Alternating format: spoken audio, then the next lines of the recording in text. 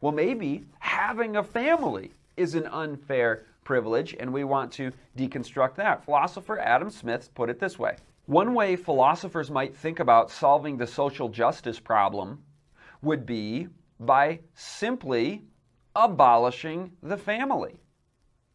If the family is this source of unfairness in society, then it looks plausible to think that if we abolished the family, there would be a more level playing field. People who are raised in a loving, two-parent, heterosexual, Christian home, and maybe in a middle-class setting or whatever, just the family even, just the institution of the family gives somebody an advantage in society. So if we want to level the playing field and have social justice once and for all, have no families, it will be fair for everybody. Like Winston Churchill famously said, capitalism is the unequal distribution of wealth, but socialism is the equal distribution of poverty. Any social justice agenda that's out there to try to bring everybody down is really just an effort to put the elite at the top and the masses beneath them. The social engineers can much more easily control a society of people from broken homes, economic despair, unintelligent, unthinking, docile populations raised by the media and the worldly schools. Sound like a nefarious agenda? That's exactly what it is. See the series called Schooled. You'll see that that's the open agenda there. Our battle is not against flesh and blood. Our battle is against the principalities and powers of darkness. We have never invested as much in public education as we should have because we've always had kind of a private notion of children. We haven't had a very collective notion of these are our children.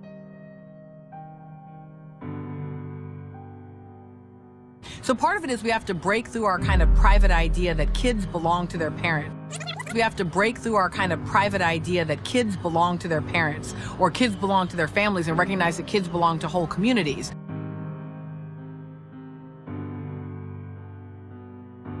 And the amazing thing is that they admit it, and actually they brag about it. So you're going to hear specifically from the mouths of the very founders of modern schooling themselves. They will tell you what the aim and purpose for modern schooling is.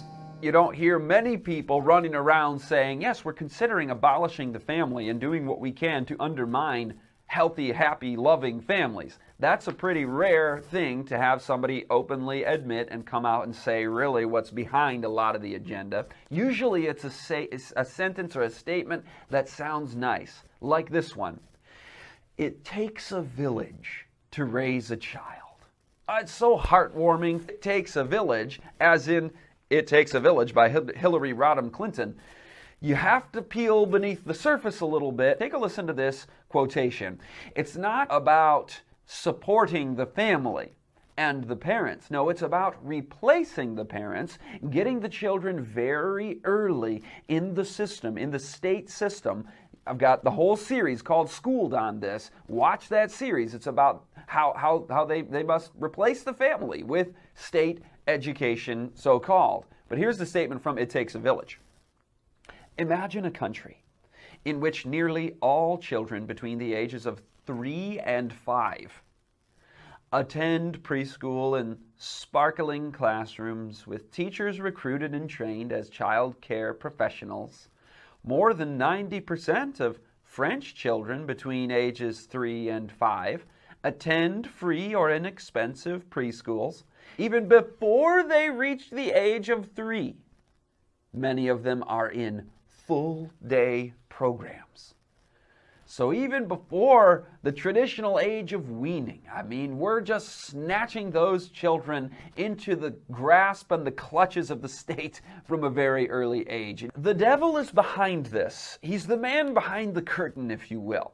Even the nice smiling face of a political figure like Hillary Clinton, one might assume to be a benign and loving agenda. One might assume.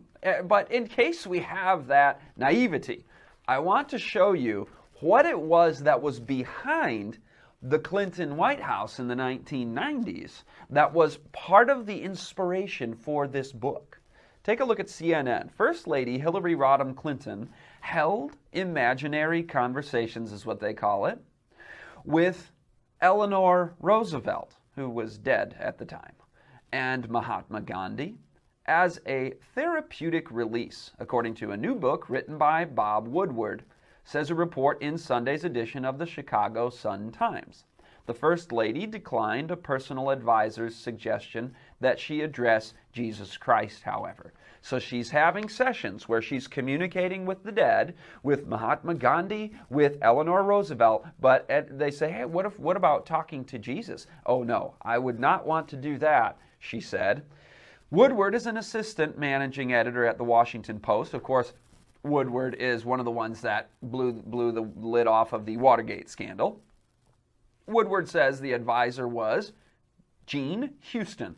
So she's the spiritual advisor helping First Lady Hillary Clinton in the 1990s communicate with the dead, which they called imaginary conversations. We'll see in a minute. There's more to it than that. But the article goes on and says, Jean Houston, co-director of the Foundation for Mind Research, he describes as a group that studies the psychic experience and altered and expanded consciousness.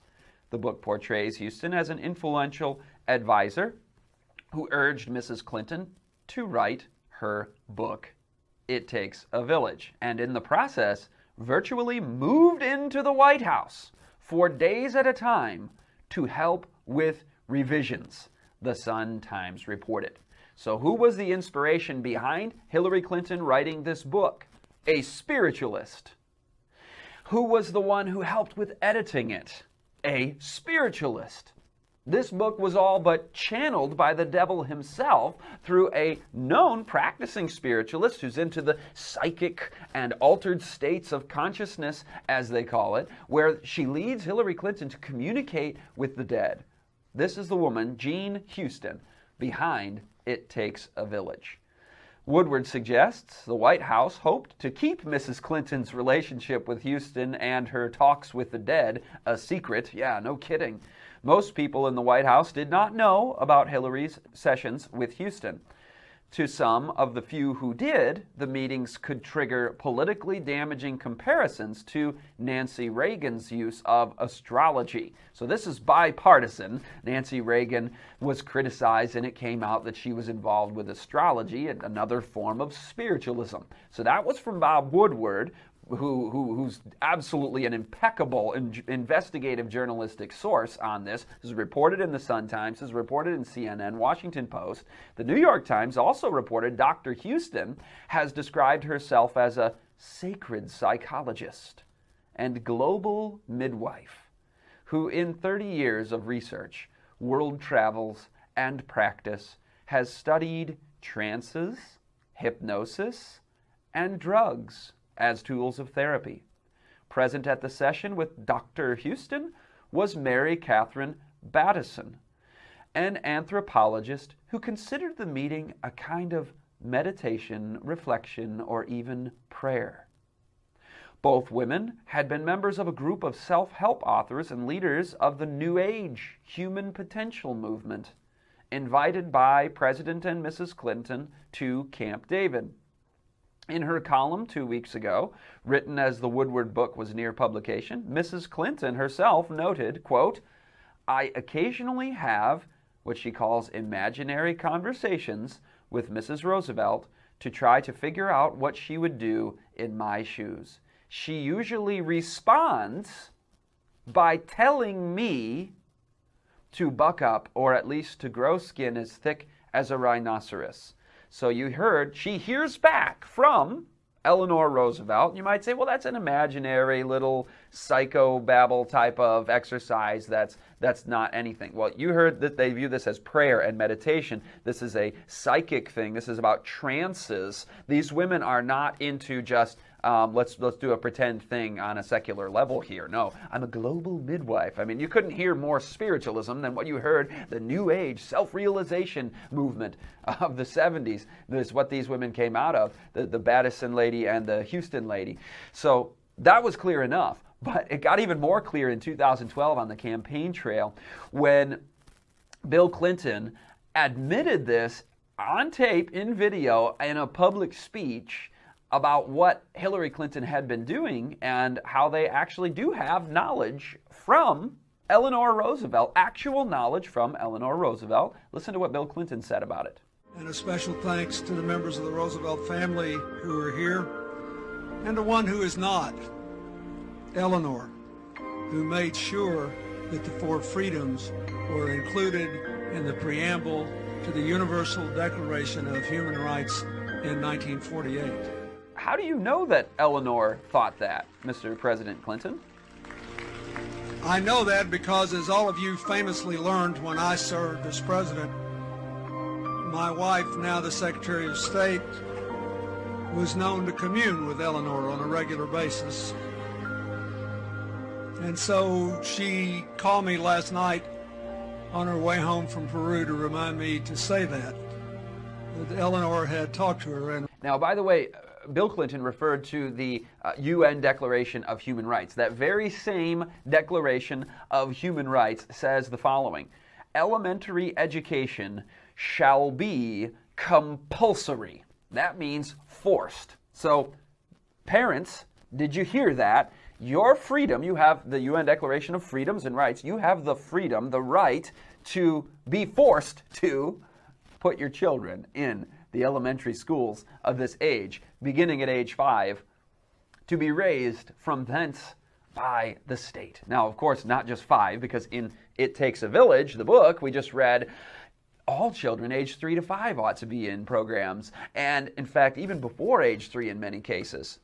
The UN Convention on the Rights of the Child says the following: the child shall have the right to freedom of expression.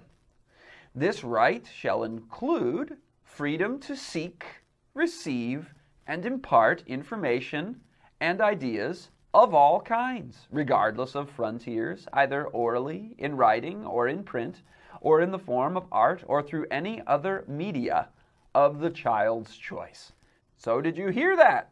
Again, parents, the one world government institution known as the United Nations has declared in its UN Conventions on the Rights of the Child, which most of the nations of the world have ratified. The United States has not, but the declaration is that children in this world, irrespective of what their parents might think, have the right to access whatever media they want, whatever information they want, and to disseminate any information, media, art form, whatever you want to call it. They have total freedom to do whatever they want. Parents might say, no, we've got some boundaries on the kinds of ideas and videos and books that our children are exposed to. Not under this Luciferian agenda to disrupt and destroy and tear down the family. And the devil is so evil, he goes after the most precious and innocent and vulnerable in the society, of course being the children. Take a look at this statue that was erected in Detroit, the largest public satanic ceremony in history. Notice, it's children looking up in admiration at the goat god Baphomet and this satanic idol. The children looking up. What a symbolic gesture by the satanic community. What the devil is up to, trying to bring the children to behold him instead of beholding the Lamb of God. Instead of being in the midst of their parents, here they are at the feet and at the knee of this disgusting image. It Takes a Village by Hillary Rodham Clinton. And if you doubt those phrases to describe, to his uses of how we would describe this, I want you to hear it straight from a top globalist himself with the name Rockefeller. Of course, we know that name. Nick Rockefeller had a friend who was about to die, went on the record. You've seen clips of him before in this series. His name was Aaron Russo. He was a political advocate, a political activist, and a filmmaker, and a big guy in the entertainment industry. And so not to endorse all those things, but he's a source here, and a very valid source, because he had a personal friendship with one Nick Rockefeller, learned a whole lot about the globalist plan. And here's what he had to say about the family. Well, one of the things they told me was that he was at the house one night, and We were talking, and he started laughing. He said, Aaron, what do you think women's liberation was about? And I said, I had pretty conventional thinking about it at that point. I said, I think it's about women having the right to work, getting equal pay with men, just like they won the right to vote, you know? And he started to laugh. He said, you're an idiot. And I said, why am I an idiot? He said, let me tell you what that was about. We, the Rockefellers, funded that. We funded women's lib, you know? And we're the ones who got all over the newspapers and television, the Rockefeller Foundation. He says, and you want to know why? He says, there were two primary reasons. And they were, one reason was we couldn't tax half the population before women's lib. And the second reason was, now we get the kids in school at an early age. We can indoctrinate the kids how to think. It breaks up the family. The kids start looking at the state as the family, as the school, as the officials, as their family, not as the parents teaching them. And so those are the two primary reasons for women's lib, which I thought up to that point was a noble thing. You know, when I saw their intentions behind it, where they were coming from when they created it, the thought of it, I saw the evil behind what I thought was a noble venture. Aaron, did you know that Gloria Steinem, in one of her own books, now admits the CIA funded Miss Magazine? No, I had no idea about that. No, I never heard that. Yeah, we're going to... CIA funded Miss Magazine? Funded Miss Magazine with the stated goal of taxing women and breaking up the family. No kidding. This program of social engineering is not new. This goes back a long time. Writers like Bertrand Russell said that we're going to look at even diet, injections, and injunctions, and these will combine from a very early age to produce the sort of character and the sort of beliefs in the young that the authorities consider desirable. And any serious criticism of the powers that be will become psychologically impossible. That's called a totalitarian grip on the minds of the up-and-coming generation. Through diet, remember we're going to be taking a look at the diets of the families with the constant monitoring and the home visits. Through injections, so you've got the medical, you've got the dietary, and injunctions. There's what's happening in the schools.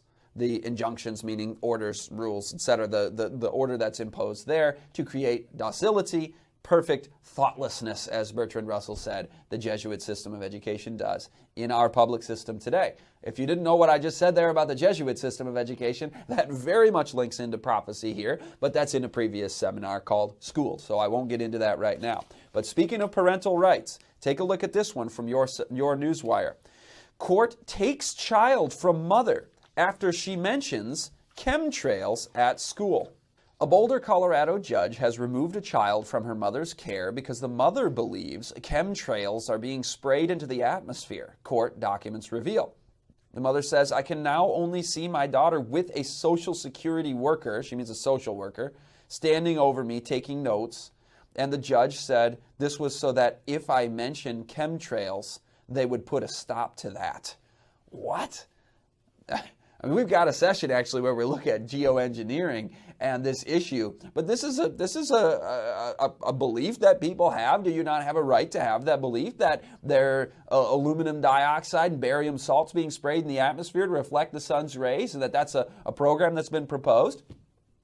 Might sound like a crazy conspiracy theory, but they take the daughter away. They take the child. You may not believe this, and if you do, say anything about it. We're only going to have you with her in our presence, and we will shut it down if you dare mention such a thing, because you are radicalizing her into a cult ideology or whatever they might say about it. You've seen that they're redefining things as mental health conditions, which is just human freedom of the mind. This is reminiscent also of the Zimmer family in New Jersey and the Nogler family in Kentucky, and they were both harassed literally for homeschooling, for being against vaccinations, for living an off-grid, rural, country living lifestyle. They were called part of a fringe culture who were questioning this status quo. The father was interrogated by CPS because he insisted on filtering the tap water and feeding his children organic food. Non-vaxxing parents Register your child with the state. Colorado sends non-vaccinating parents illegal order to register their children with the state. Parents face court action for removing children from gay history lessons. So are you starting to get the picture? If you don't want your children indoctrinated into the LGBT agenda, if you don't believe in vaccinations, if you think there's such a thing as geoengineering, if you want to live off-grid and homeschool and filter your water and eat organic food, all of this, you're some sort of radical, extremist, non-mainstream person. We're coming after families like that. This isn't super widespread yet, but it's starting. It's underway and could snowball very quickly if that DHS or the Department of Health and Human Services Department of Education document were to become enacted policy. You would see this sort of thing really coming under fire. And of course, there's other examples like the mom who was charged for abusing her kids for completely normal behavior. Her children missed the school bus and she said, "You're walking to school 3 miles. I'm going to be in the car. I'll make sure you're safe. I'll be driving slowly there near you." That's a pretty good consequence. The kids are never going to miss the school bus again. They had to walk for 3 miles? This is child abuse. They arrested the mother. They charged her for abusing the children, for doing something that was good parenting. That, my friends, is a shame. Normal behavior even, that isn't part of, what they could say is some sort of conspiracy fringe like people that believe in chemtrails and whatever, as if that should be illegal to believe in that. But now we have completely normal, mainstream stuff like, mom says you're walking to school then. That's good parenting. Or this mom who had her 4-year-old playing in the playground 120 feet from her home within gated community. After repeating the 10 Commandments in Deuteronomy 5, God says something very specific and very important to parents. Take a listen. "Hear, O Israel, the Lord our God is one Lord. And thou shalt love the Lord thy God with all thine heart, and with all thy soul, and with all thy might.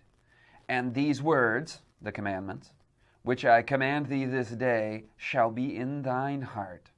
And thou shalt teach them diligently unto thy children, and shalt talk of them when thou sittest in thine house, and when thou walkest by the way, and when thou liest down, and when thou risest up."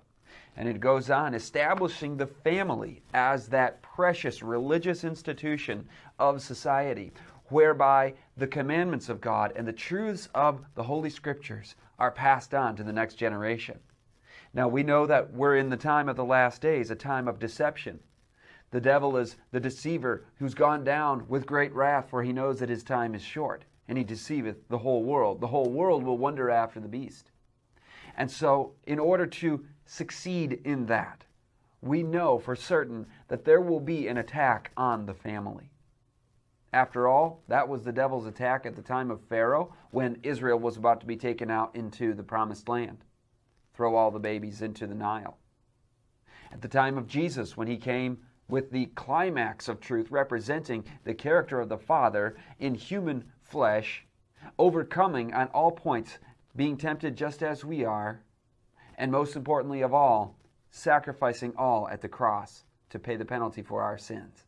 When Jesus came to this earth, it was also Herod, a king, an evil king at that time, who put out the edict and the command to kill every child in and around Bethlehem 2 years old or younger. So the devil's attack is commonly upon the children during important times in the history of redemption. Here we stand at the climax of it all. Do you expect the same? Absolutely, we would expect the same, especially given what God has prophesied in Malachi about the children and the family. In Malachi 4 it says, "For behold, the day cometh that shall burn as an oven, and all the proud, yea, all that do wickedly shall be stubble, and the day that cometh shall burn them up, saith the Lord of hosts, that it shall leave them neither root nor branch. But unto you that fear my name shall the Son of Righteousness rise with healing in his wings. And ye shall go forth and grow up as calves of the stall. And ye shall tread down the wicked, for they shall be ashes under the soles of your feet in the day that I shall do this, saith the Lord of hosts. Remember ye the law of Moses, my servant, which I commanded unto him in Horeb for all Israel, with the statutes and judgments. So the context here is the final retribution, the final annihilation of wickedness, when Jesus comes again and destroys those who are not right with God, and they are consumed by the brightness of his coming, because God is love, and love is like a fire, the Bible says, and our God is a consuming fire to sin and selfishness wherever found. And so the context is that future event, and it said, notice especially the commandments in verse 4. Remember the law of Moses, my servant, which I commanded unto him. And then watch this. There's a connection again between the commandments and the institution of the family. Verse 5. Behold, I will send you Elijah the prophet before the coming of the great and dreadful day of the Lord. And he shall turn the heart of the fathers to the children, and the heart of the children to their fathers, lest I come and smite them with a curse. So what will God be doing in the last days? Restoring the family, turning the hearts of the fathers and the children once again toward one another, where the devil is seeking to break apart and destroy the family, even annihilate the lives of children, as we're going to see in this session. This is a majorly prophetic moment in human history around the institution of the family, as we've seen here. But it also says in Luke chapter 12, for from henceforth there shall be 5 in one household divided, 3 against 2 and 2 against 3. The father shall be divided against the son, and the son against the father, the mother against the daughter, and the daughter against the mother-in-law against her daughter-in-law, and the daughter-in-law against her mother-in-law.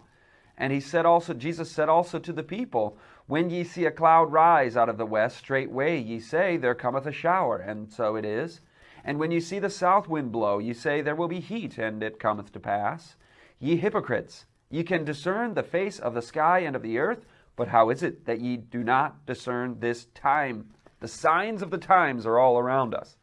The attack upon the family is just one other of the many signs that we're studying in this series.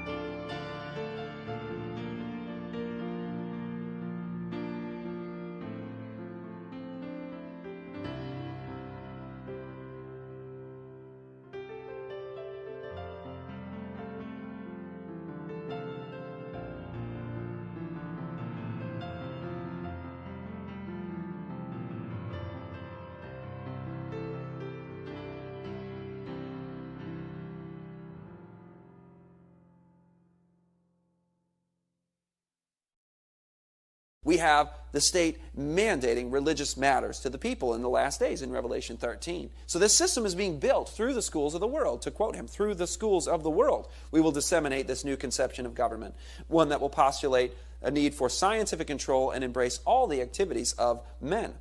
In fact, there is an effort to enslave the family under the auspices of the scientific dictatorship, as they call themselves. Bertrand Russell used that term, the scientific dictatorship. Take a look at this.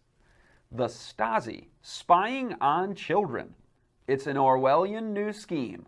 A state snooper for every child in Scotland, compiling a dossier on their family life. And it has chilling implications for us all. Now that headline, you might say, is a bit of a shocker. It's kind of an alarming headline because it was an alarming news story. Scotland literally announced that they would have a named person, a state official, as a shadow parent to be the background and snooper and accountability for every family. That's the kind of thing that these social engineers love to have. This is Reason.com. Every child in Scotland to be supervised by state-appointed busybody. You might say that could never happen in America. Well, maybe not at that scale, but EAG News reported a federal task force is recommending pediatricians and family doctors screen all students over 12 years old regularly for depression and issue prescriptions or treatment as necessary. You might say, well, of course that sounds like a good thing. We can help kids who are struggling with depression, but keep in mind that if you have universal mental health screenings, which that was proposed also, 2004, 2005, something like that, during the Bush White House, to have what they call the New Freedom Initiative, universal compulsory national health screenings, mental health screenings. When you hear mental health, don't think just from an altruistic perspective what most normal human beings would say. We want people to not struggle with depression and anxiety and all of these things. You have to also understand how they define mental health and what kind of brave new world we're moving into. Listen to this from Oxford University researcher Dr. Kathleen Taylor. She said, in response to a question about the future of neuroscience, one of the surprises may be to see people with certain beliefs as people who can be treated. So she's talking about this from a psychiatric standpoint. People with certain beliefs will need to have psychiatric treatment? What is she talking about? Someone who has, for example, become radicalized to a cult ideology, we might stop seeing that as a personal choice that they have chosen as a result of pure free will. And we may start treating it as some kind of mental disturbance. In many ways, it could be a very positive thing because there are no doubt beliefs in our society that do a lot of damage. You might say, that's impossible. There's no way that, well, it does sound crazy and impossible that they would actually criminalize somebody's religious beliefs to the point what we've seen in other sessions that it becomes hate and so on and so forth. But then in this case, actually, you would categorize it as a psychiatric disorder. You would make it a clinical issue in addition to a criminal issue. And this has taken place in Norway. Norway officials place children seized from parents over Christian indoctrination up for adoption. Yes, you heard that right.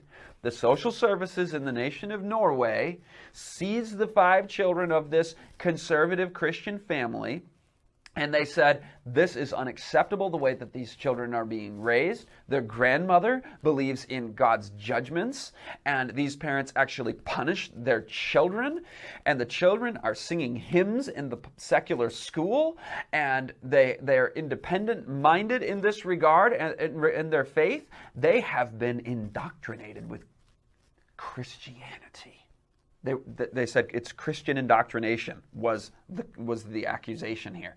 And they started putting the children up for adoption. There was a global outcry because this went viral on the internet. People went to bat for this family and really raised their voices against this kidnapping and this terrible thing that was destroying this family. And so they did get their kids back. Praise the Lord for that. But what a nail-biting story that was to follow, because what you're seeing here is Kathleen Taylor saying, we might have to start viewing this as a mental disturbance, somebody who's got a certain religious viewpoint, or, as we saw in the other session, as a hate issue. In Germany, take a look at this one from the German magazine Baby and Family. They warn about right-wing families, or what they call right, meaning people that are conservative in their religious and or political viewpoints. And in the article, this is in German, so some of the language translates funny with the automatic translate on Google, but Epoch Times reported on this, that in the German publication, Baby and Family, the idea is you've got to watch out for conservative families because they can be just as dangerous as skinheads and neo-Nazis. Yes, you heard that right. Listen, they say watch out for unobtrusive, blonde, nice, dedicated children. That is the portrait of a potential right-wing family. You don't want to be allowing this in your daycares, and they're warning about this in the institutions where these families can have an influence on others.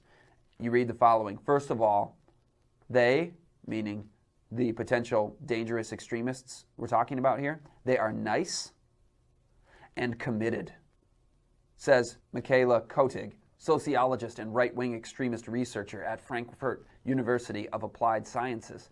She's describing the characteristics of alleged right-wing families.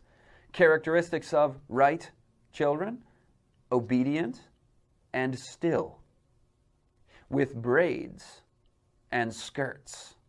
It goes on in the article, and it says that these children, one of their characteristics is that they are self-confident. Now, that's the kind of child I would love to have. You know, I was a teacher, and kids that are dressed nicely and properly. Maybe the young lady is wearing a skirt and her hair is done in a tidy manner, or they're polite, they're nice, they're self-confident, they're very obedient, and they sit still well. Watch out for these children. They are from dangerous, potentially extremist families. What? So I don't know what to make of this crazy brave new world we're living in, but you heard it right in the Scotland situation that there is an effort to be snooping on families to identify who might be doing Christian indoctrination, who might be putting these children into a mental health state of being a cult ideology, which from a secular person's standpoint, anybody who truly believes in the Bible is, you know, you believe in a fundamental interpretation of the scriptures. Fundamentalists, according to the Pope, are violent. And so you're hearing this from all sides. You got to bring all the sessions of Second Beast Rising together and understand that there is a target upon God's people already even now. Now, when you see the U.S. government document that was put out, this one is absolutely chilling. In fact, it's not just a document. The Ninth Circuit Court ruled that there is no fundamental right of parents to be the exclusive provider of information regarding sexual matters to their children. Parents have no due process or privacy right to override the determinations of public schools as to the information to which their children will be exposed while enrolled as students. So that's the law in the United States, that parents have no exclusive right to educate their children as it relates to sexual matters, in contradiction with what the public schools are trying to accomplish. So at that point, you're going, okay, maybe we'll just homeschool our children or put them in a good Christian school at the proper age that has true education principles that's going to help train them according to the Lord's blueprint. And absolutely, I want to affirm and promote that heavily. But there is, coming from the other side, an effort, of course, to undermine that. So take a look at this document. It's called the Draft Policy Statement on Family Engagement from the Early Years to the Early Grades. You see, getting the children at age 5 is not early enough. The state has said to themselves, how can we engage parents and families and have family engagement where we are forming what they call a relationship with, this says that in the document, a relationship between the officials and the parents from a very early age.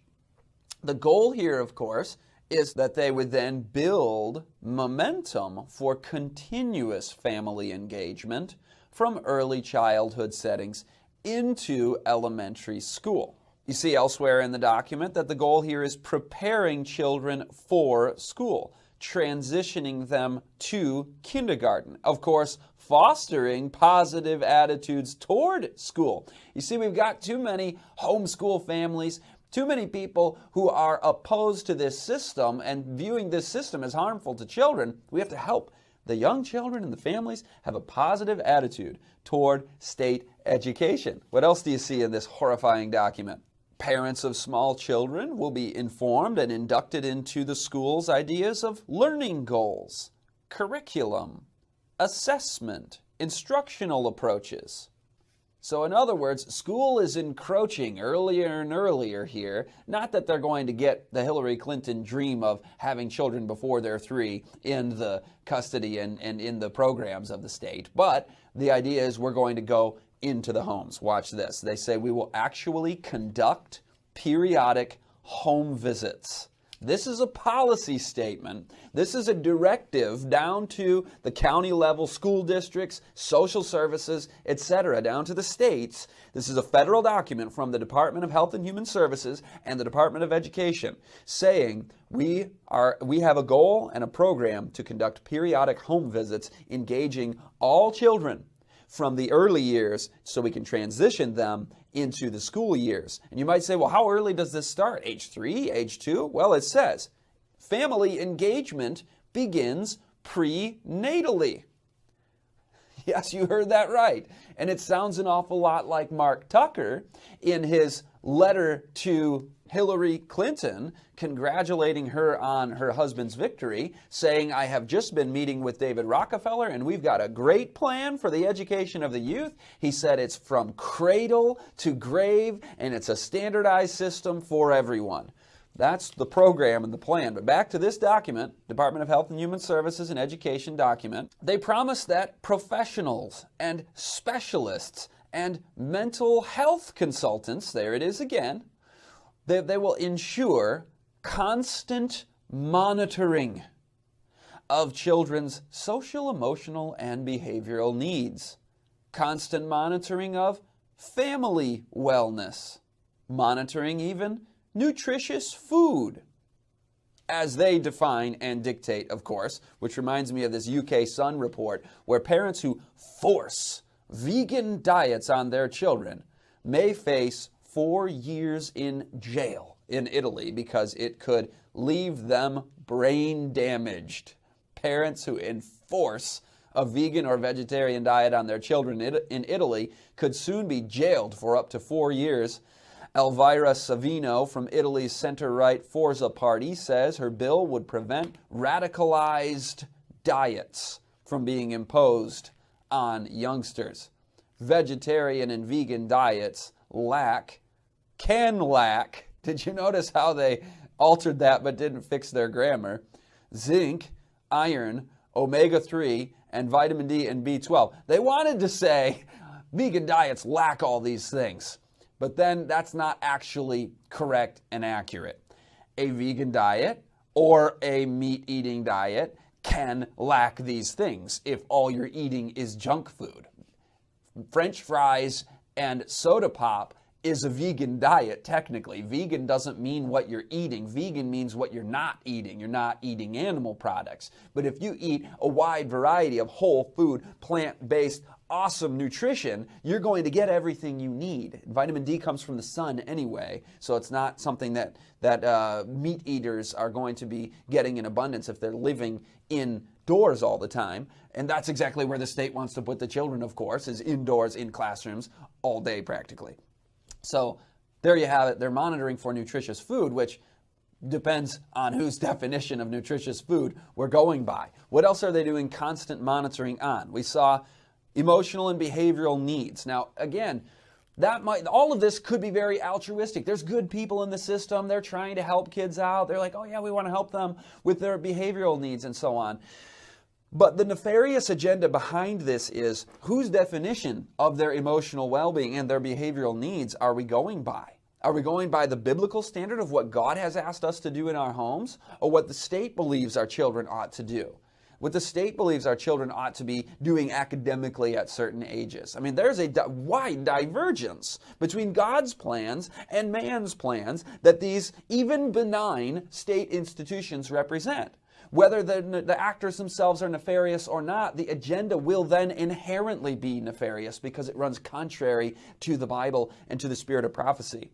Then if any mental health difficulties or disabilities are identified, they will make appropriate referrals when families, quote, need help because they have a formal partnership with social services and mental health consultants.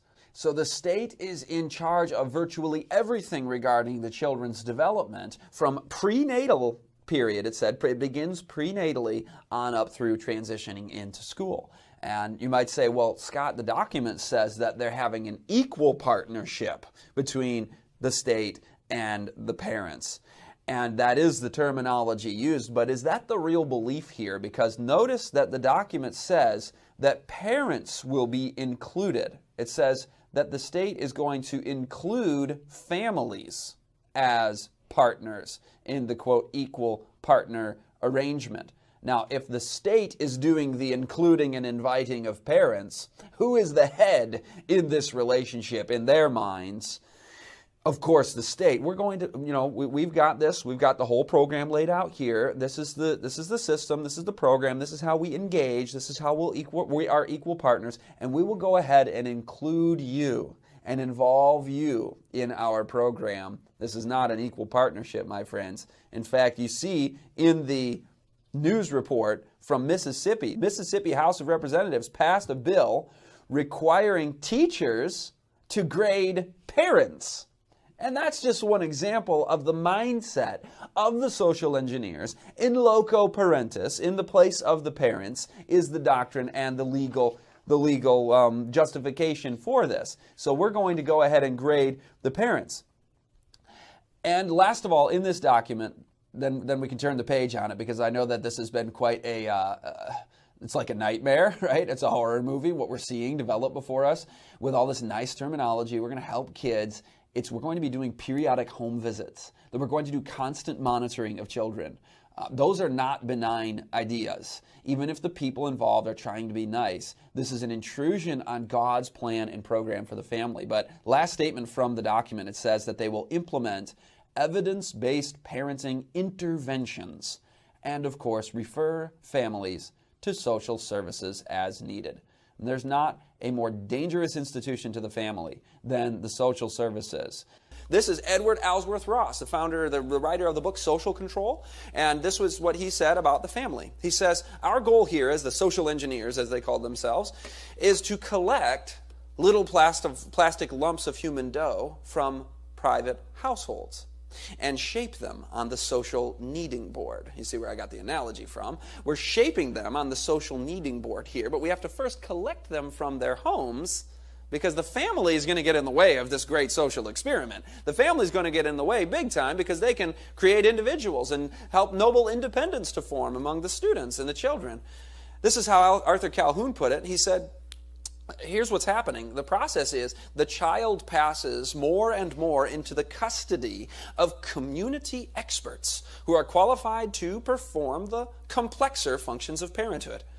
Wow, that's kind of creepy, I guess. Like, community experts, we will raise the children. We're going to get them at a very early age. Parents will take it from here, because we know this is too complex for God's institution of the family. In particular, said Elwood Cubberley, the attitude toward control of the child is likely to change. Each year, the child is coming to belong more to the state and less to the parent. The plea in defense that the child is my child will not be accepted much longer by society. Whew. Now that was a prophetic statement, so to speak, because here we are now in a time where you hear broadcast on the cable news networks the idea that children don't belong to their parents. We need to get past the idea that children belong to their parents and belong to their families. We need to have a collective view of parenting. These are our children, say state officials on public broadcasting.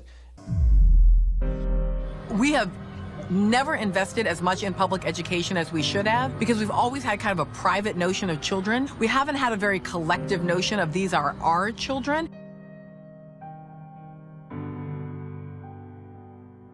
So part of it is we have to break through our kind of private idea that kids belong to their parents.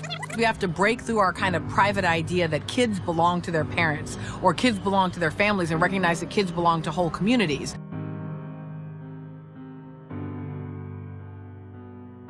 Here we have a statement by Harold Rugg in The Great Technology in 1933. He wrote, we're going to build the scientific reconstruction of our whole social order. How do we do that? Well, we have to create a new public mind. A new public mind is to be created.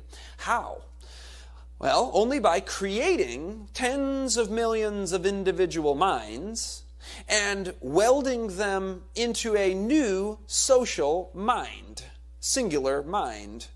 Through the schools of the world, we shall disseminate a new conception of government, one that will embrace all the activities of men, one that will postulate the need of scientific control. So he says, we're going to bring in a new system here, and this is where we get into the last days. Because you know that in the last days, the whole world wanders after the beast, and the state even extends itself to legislating on matters of religious conscience. All the elements of human activity come under the purview of the totalitarian state. And how do you develop that? Well, you got to do it through the education system. You create their minds, you weld them into a new social mind, and you inculcate into that new social mind a new conception of the role of government. Instead of preserving liberty and life, liberty, and the pursuit of happiness, we have the state mandating religious matters to the people in the last days in Revelation 13. So this system is being built through the schools of the world. To quote him, through the schools of the world, we will disseminate this new conception of government, one that will postulate a need for scientific control and embrace all the activities of men. This is a serious, actual news item occurrence that happened in our world, in my state. Homeschool Legal Defense Association, homeschoolers portrayed as terrorists. It's from the Muskegon Chronicle. Muskegon County officials want to be prepared in case the unthinkable happens here. And yes, it is unthinkable. So it was that 25 students found themselves crammed at odd angles into a school bus that had been turned onto its side Tuesday morning. This is a drill. This is an exercise for a terrorist event that the children are actors in. The scenario for the exercise on Durham Road near Holton Whitehall Road began after a domestic terrorist group exploded a bomb in the front of the bus. And yes, the domestic terrorist group in this fictional scenario was a group called Homeschoolers Against Public Education. They're portraying homeschoolers as terrorists in this exercise and in this drill. And HSLDA obviously was not happy about it. They put out a report saying, what is this? Homeschoolers as terrorists? Well, remember, they're not in the mainstream, and maybe they have a conspiratorial or cult worldview of some kind, and maybe they're doing Christian indoctrination. That's the new mindset. Maybe their children are nice, obedient, and they wear skirts. This could be a potential extremist group.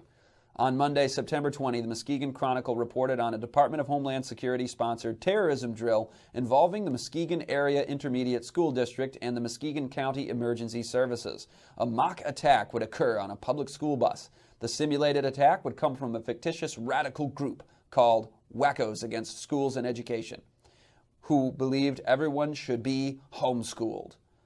We immediately called the Muskegon Chronicle, the Homeschool Legal Defense Association did, and explained how this is offensive to millions of people who have chosen to exercise their right to homeschool. Homeschoolers have never committed violent acts against public schools or any terrorist acts. Comparing us to the most dangerous people in the world is a terrible insult and a travesty. Now, they really only scratched the surface. This is not just offensive and an insult. This is about a systematic, as you've seen in this session, attack on not just the rights of parents, but the institution of the family itself.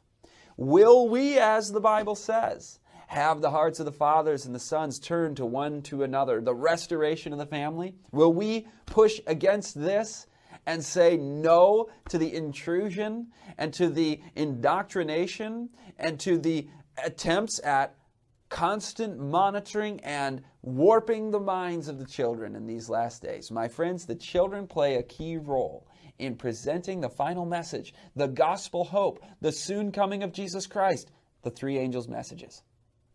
We have the privilege as families of having a sacred shield around our homes to teach our children the way of the Lord. And if the world calls that extreme, and whatever term they're going to use to describe it, we will be libeled and slandered. We will be accused of being extremist, terrorist, cult, conspiracy. Come up with every name you can come up with. It's going to be hurled at God's people in the last days who are faithful and true to His message. And we want to do this in a loving, reasonable, clear, biblical, persuasive, and winsome way. You don't have to become some kind of, strange person to hold peculiar beliefs, but the Bible does say that we will be a peculiar people.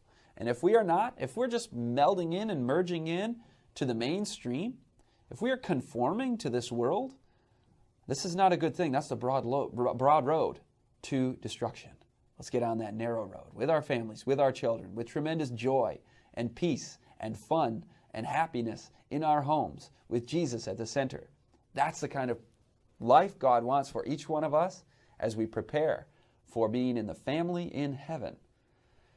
Unfortunately, Luke 12 is being fulfilled. Families are being divided, and it's not just state intrusions and these cultural tendencies. Sometimes we are our own worst enemy. Sometimes we divide our homes for a lack of Christ, for a lack of solidarity one to another.